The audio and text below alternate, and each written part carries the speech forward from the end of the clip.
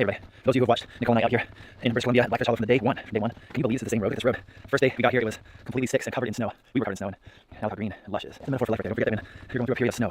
Lush green April spring is just around the corner. Don't let the snow get you down, my friends. I once heard this quote from Ted Kennedy before he died. It said, whatever you're most stressed about right now in your life, in a year from now, it'll be a distant memory, but you'll be equally as stressed about some new thing. So don't sweat it. Just do the best you can. Chill out. It's a rainy day again today. We finished the platform luckily. We just spent this morning kind of doing some reinforcement projects on the platform. We're bringing out the Yurt manual. So I'm kind of wandering around the property and checking out what wild things I can harvest. I'm no expert by any means yet of all the edible mushrooms and herbs and plant life in this area, but I've learned a few things. And I figured I would show you guys in this video what I've learned so far about edibles in Blackfish Hollow. Just walking the road between my two properties and see on the side of the road here we got some fungus going on here, some mushrooms. Are there any Pacific Northwest mushroom foragers out there that know who these guys are? Anybody out there identify these guys? They're growing right on the property, right alongside the road. Does that give any clues? They're growing in some moss and woody area. That's been trimmed, so it's kind of like a roady trimmed area. There's another little cluster of them right here. These guys are smaller, and there's three of them. But they're definitely the same species as the bigger one. Just a smaller version. Okay, on the north side of the road, I think I found another little gem here. I'm no expert, but I'm fairly confident that I found a little gem here on this broken alder. I think it's an alder. I think I found some turkey tails. Typically that's the color you see on turkey tails. I'm looking for a closer look. Yep, any mushroom foragers out there can help me probably confirm, identify them with turkey tails. I'm pretty sure that's something. Underneath here. Let's see, underneath here looks just very basic. That one's almost green in color. Really, really good. Really good medicine here. That's fine. I've learned that hummingbirds are quite abundant in this area, and one thing that they love is these flowers right here of the salmonberry. They've got a nice supply of salmonberry flowers here over the past few weeks, pollinated.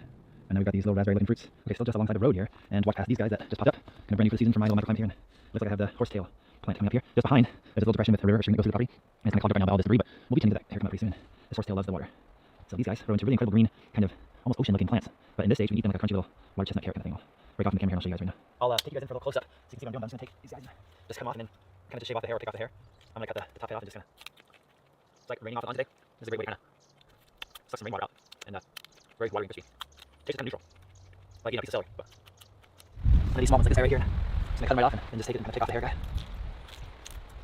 I'm no expert, this is just how I'm doing it so far. I'm learning from the locals and learning as I go here. I'm just eating that part right there. That was a good one. Nice and crispy. You guys saw Nicole and I come in and clear the old logging road to make room for our shelter. And the shelter is now, shelter platform has all covered up here for the rain. And we are prepping ourselves to put the yurt tomorrow because we're supposed to have like 3 days of good weather and road sun tomorrow. But next to the logging road, we have lots of ferns. So let me show you guys down here. I like this fern growing really nicely. And let me show you guys a close up of this fern. We call them fillheads, maybe some other names you might have heard. And we can take these guys, especially when they're young, and kind of just use them like asparagus. And I first heard about this in Hawaii. The native Hawaiians were using these little young ferns for cooking, and I did some research a few months back. Figured out that these ferns can pretty much be eaten around the world. So normally I only harvest a couple per plant, but this one's right in the middle of the road, has to go anyways to make room for our shelter. But if you guys are going to be out in nature, make sure you only take a few and then move on so that you're sustainably harvesting. And let me show you guys what I got. Got a little collection here of my fiddleheads. Just love the name. Maybe we'll name the first puppy that we adopt together Fiddlehead. And I'm going to take him and just kind of like dehair him. So take as much of this hair off as I can. You don't have to, but I'm going to do that. And then take the remaining and cut it up in the stir fry tonight.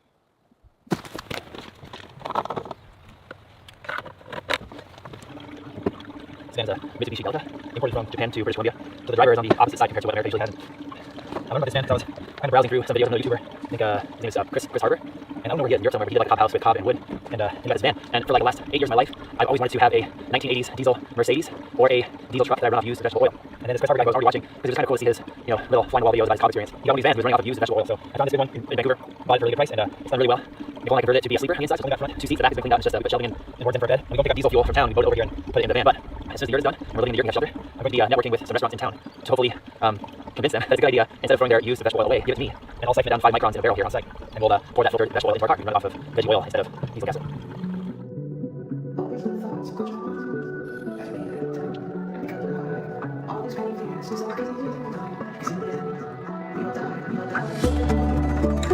I just want to show you guys something. Look at these plants that I neglected. I didn't realize these cauliflowers were really dry already. These other plants are all looking good and you got them all together. There was rain even yesterday and they still look dried out in the limb. It's okay because I'm putting the ground right now, water them. I might even cut the outer leaves off and keep the center. And you'll see in the flowers will go perfectly in some water. In a couple weeks they'll be on their way to making mature cauliflower plants, and we'll have some amazing head cauliflower.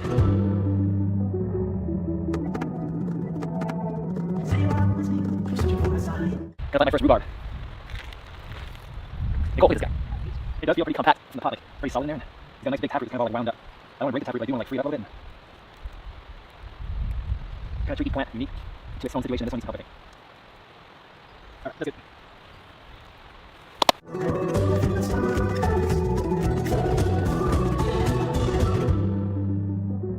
Hey there. Hey. You want to show folks your potatoes? Sure. They're everywhere. We have just a bunch of potatoes coming up right here, and then we have some more potatoes coming up here, and then we have some even popping up over here. There are a lot of potatoes. We have more plants too, so. We got some really cool purple varieties that we like. Yeah. For those antioxidants. So thank goodness we like potatoes.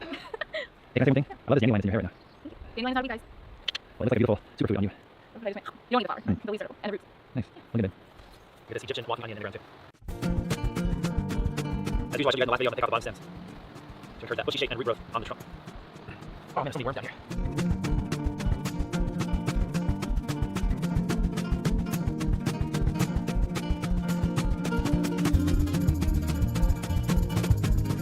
See how I paid for one basil plant, I got three Genevieses.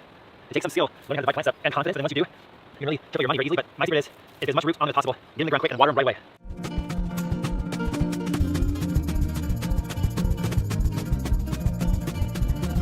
Let me get a tip out there for guys. When your girlfriend or your wife or your significant other tells you to water their flowers or their garden, you have to turn the water on plants. Close your eyes and visualize the water going down at least a foot into the plant's roots. You can't just water the leaves of the plants and then move on. You can't just water the flower and move on. Turn it on, fully saturate the root zone, which usually about 12 inches down. So learn how to water the plants, and then she'll never let you go.